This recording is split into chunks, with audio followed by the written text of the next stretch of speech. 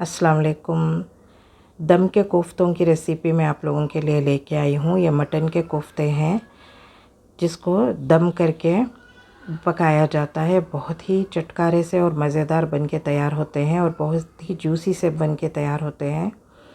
एक traditional recipe है जो यहाँ पे अक्सर बनती है। आप कभी भी इसको बना के खा सकते हैं। एक स्नैक्स की तरह भी आप इसको खा सकते हैं। इसके लिए जो हमें इंग्रेडिएंट्स चाहिए वो इस तरह से हैं। मुट्ठी भर मैंने यहाँ पे हरा धनिया लिया है, 3 हरी मिर्चें ली हैं, छोटा सा टुकड़ा मैंने नारियल का लिया है, 1 टीस्पून अदरक का पेस्ट, 1 टीस्पून लहसुन का पेस्ट, 2 टीस्पून अदरक लहसुन का पेस्ट लिया है, 2 टेबलस्पून भुने हुए चने लिए हैं जो कि 1 आधा कटोरी है, 2 टीस्पून दही के लिए हैं, गाढ़ा दही लें, 1 टीस्पून मिर्ची पाउडर, 1 टीस्पून धनिया पाउडर, हाफ़ टी स्पून हल्दी, 1/4 टीस्पून गरम मसाले का पाउडर, एक मीडियम साइज़ की प्याज ली है। कीमा यहाँ पे 200 ग्राम तक मैंने यहाँ पे कीमे को लिया है। सारे मसालों को पहले ग्राइंड कर लेंगे। सूखे मसाले जो हैं फुटाने यानी भुना हुआ चना और नारियल को मैंने यहाँ पे ग्राइंड कर लिया है। फिर प्याज को और सूखे जो मसाले थे उनको डाल के ग्राइंड कर लिया है। फिर हरा धनिया और हरे मिर्चों को डाल के ग्राइंड कर लेंगे। ज़्यादा बारीक नहीं ग्राइंड करेंगे हरा धनिया और हरे मिर्चों को। फिर गरम मसाला, दही को भी ऐड करके ग्राइंड कर लेंगे। ग्राइंड करने के बाद एक बोल में इसको ट्रांसफ़र करके एक तरफ कर लेंगे। फिर कीमा और नमक को मैंने यहाँ पे शामिल करके और एक हाफ़ टी स्पून जितना मैंने इसमें लेमन जूस का भी शामिल किया है, उसको शामिल करके हम ग्राइंड कर लेंगे। नमक और मसाले आप अपने टेस्ट के अकॉर्डिंग रख सकते हैं। फिर हम कीमे को बारीक ग्राइंड कर लेंगे। ग्राइंड करने के बाद अच्छे से जो हमने पहले से मसाले ग्राइंड किए हुए थे उसमें अच्छे से मिक्स कर लेंगे।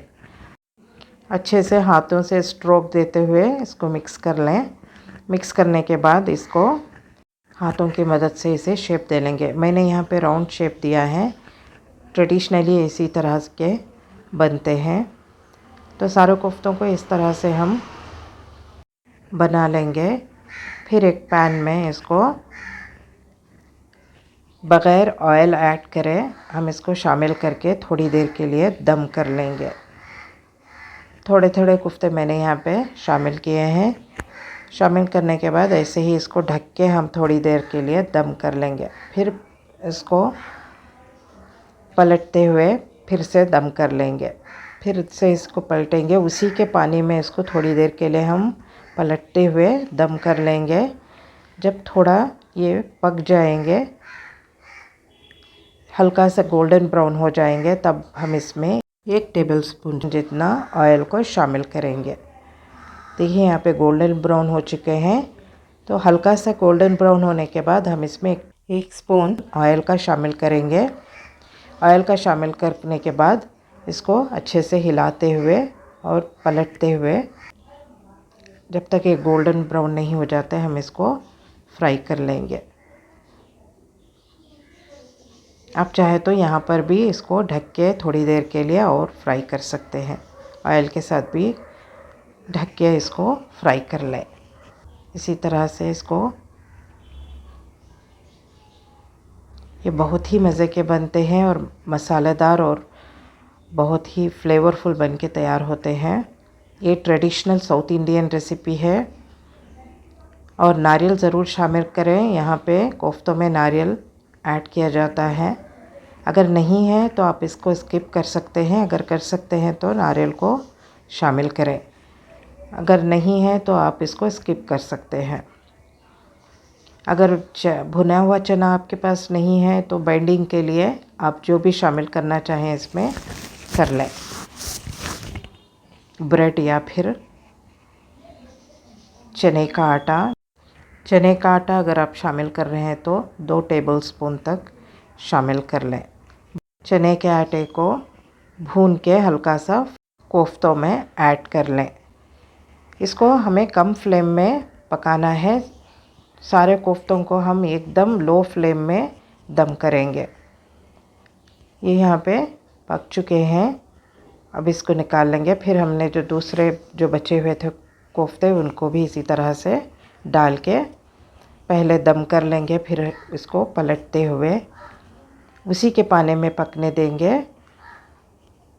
जब ये थोड़ा सा हल्का से गोल्डन ब्राउन हो जाएंगे, फिर इसको 1 टेबलस्पून ऑयल में उसी तरह से जिस तरह से हमने पहली दफ़ा में बनाया था इसको भी फ्राई कर लेंगे। दही को ज़रूर शामिल करें, इससे कोफ्ते फूले हुए से रहते हैं, वरना सिकुड़ जाएंगे और इससे टेस्ट भी अच्छा आता है। इसका जो इनर वाटर कंटेंट होता है उसके साथ पहले पकाने के बाद ही ऑयल को शामिल करके फ्राई करें। बकरीद में यहाँ पे नाश्ते में रोटी के साथ दम वाले कोफ्ते खाने का एक ट्रेडिशन है। हमारे तरफ ये कंपलसरी है, एक मैंडेटरी एक डिश है जो कि बनती ही है। तो ये बहुत ही मज़े की लगती है रोटी के साथ, या फिर एक साइड डिश की तरह भी आप इसको यूज़ कर सकते हैं, या फिर एक स्नैक्स की तरह भी आप इसको बना के खा सकते हैं। तो एक मज़े की रेसिपी है, आप इसको ज़रूर ट्राई करें। अगर ये रेसिपी मेरी अच्छी लगी है तो इसे लाइक करें, शेयर करें और मेरे चैनल को सब्सक्राइब करें और बेल आइकन को हिट करना ना भूलें, ताकि मेरे नए आने वाले वीडियोस के नोटिफिकेशंस आपको मिलते रहें। और कमेंट बॉक्स में कमेंट ज़रूर करें, मुझे आपके फीडबैक का इंतज़ार रहेगा। Thanks for watching. अल्लाह हाफिज़।